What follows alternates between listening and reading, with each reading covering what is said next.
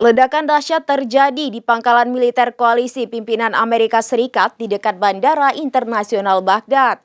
Setidaknya 2 roket Katyusha menghantam pangkalan yang diduduki pasukan Amerika Serikat.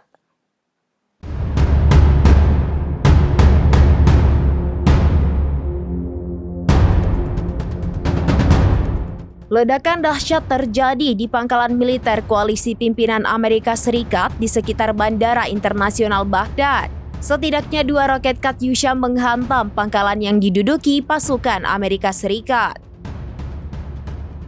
Serangan roket ke pangkalan Amerika Serikat itu terjadi jelang beberapa jam kunjungan Presiden Iran Masoud Pezeshkian ke Irak pada Rabu 11 September 2024.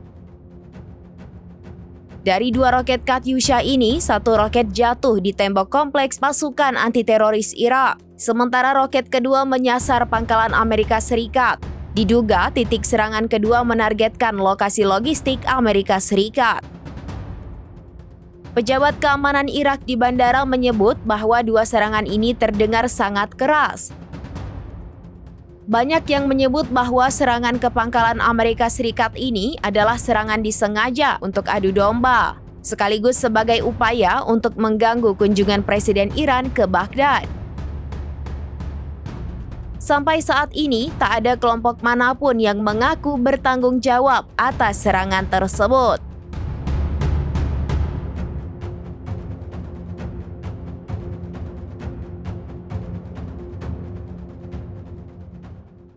Download Tribun X sekarang, menghadirkan lokal menjadi Indonesia.